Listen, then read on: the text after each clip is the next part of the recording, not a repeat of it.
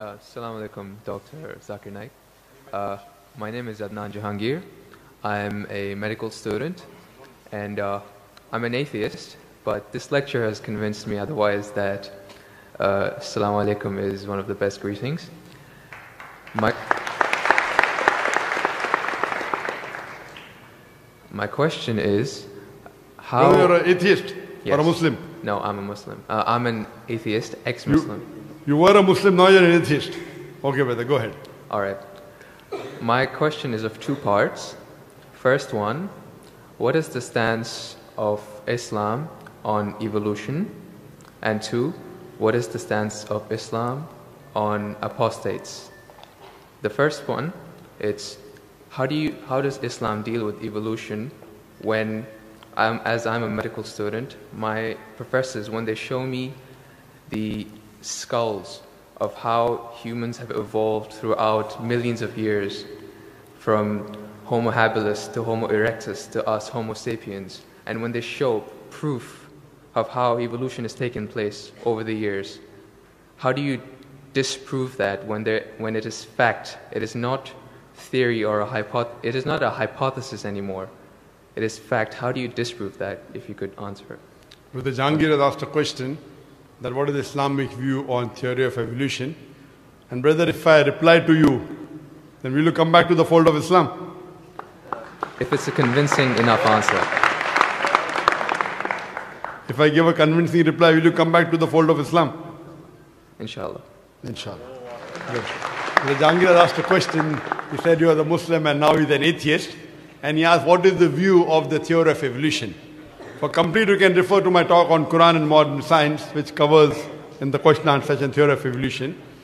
As far as the question on theory of evolution is come, there is no book so far that I have read which talks about fact of evolution.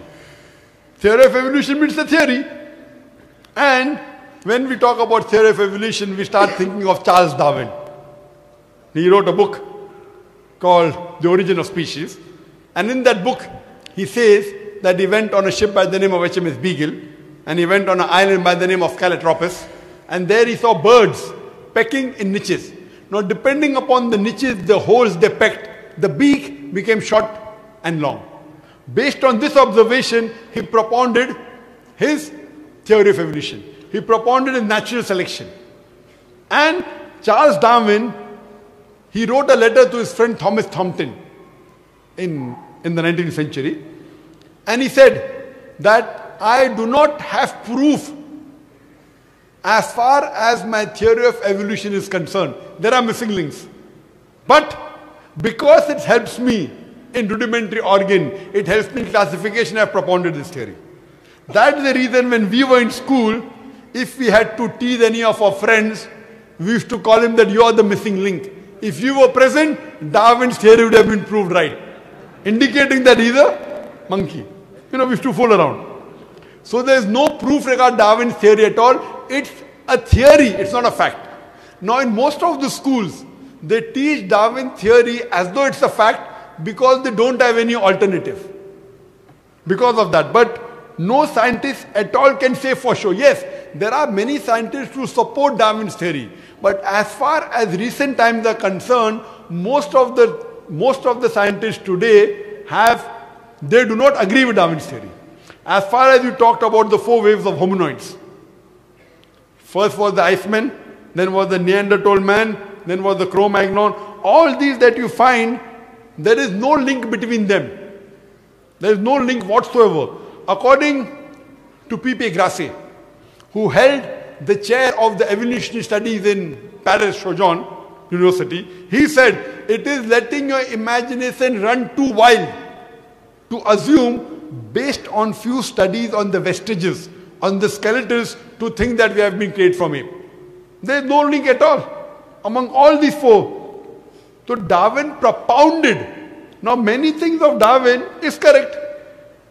For example, life was created from water. That Quran also says in Surah Anbiya chapter number 21 verse number 30. The Quran says, وَجَعَلْنَا مِنَ الْمَاءِ كُلَّ شَيْءٍ أَفَلَا يُؤْمِنُونَ. We have created everything from water. Every living thing from water. Will you not then believe? So this is correct. So many things of Darwin is correct. But as a whole, everything is not true. That we have been evolved for apes, not at all. If there was evolution today, we should be having some people who are in between monkeys and human beings. You don't find that in any museum. Brother Jangir, if it's true that species have been evolving, today we should find some species at least which are in between the human beings and the men. I would request the audio technician to increase the volume a bit. The audio technician, wherever he is, can you increase the gain, please? Jazakallah. Jazakallah shukran. That will have less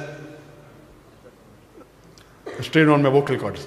So all these today, even according to molecular biology, according to the specialist of molecular biology, they say it is absurd to think that our DNA of the human beings have been evolved from ape. It's not possible at all. There are many books written against Darwin's theory. Now just because today, because there is no substantial fact, that's the reason in school yet you teach about Darwin's theory. But if you read the latest researches, most of the scholars today do not believe in Darwin's theory as a whole to be correct. No scientist today yet believes. Very few, there may be few. But the majority, they disagree that we have been created from apes. And that's what the Quran says, that we believe in the theory of creation, not in the theory of evolution. The theory of creation, not the theory of evolution. Or rather, I should say the fact of creation. Hope that answers the question, brother. No. So where was the question? What did you not understand? What you say, it is true. It was true. 150 years ago, it was true. It's not Darwin's theory anymore. 150 years of research has said that it's not once. He was just the one who started the ideology of evolution. It has gone over loads, 150 years worth of research with the latest scientific advancements, that it's not what you're saying. When my professor shows me proof, it's not just from apes, which is completely certain. When you see proof how the common cold evolves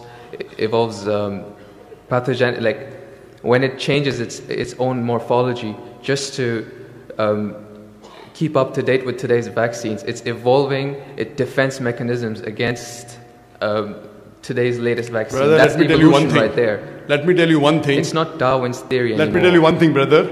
I am a medical doctor. And there are many researches being done. If it turns out to be a fact, it has to come in the medical college. It is in the medical college. I'm taught this in university. Sorry? I'm taught evolution in university. It's not in school anymore. I'm talking about medical. University, you learn about theories and researches. Even in medical, you learn about theories and researches. Once it becomes a fact, it comes into textbooks of medicine. I don't know of any textbook of medicine in any college in the world which says that we have been evolved. It is all these are theories, and I know the research is being done. Even Darwin's theory never came in the medical textbook. And even what you're talking about, I know there are new and new researches being coming on. But none of them yet has proved it to be a fact of evolution. The statement by itself, theory of evolution, means it's a theory. So by English language itself, you don't have to be a researcher. When you say theory, it's a theory.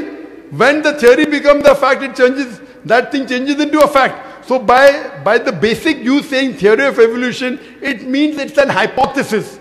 No. It is not yet a thought. It's not yet a fact.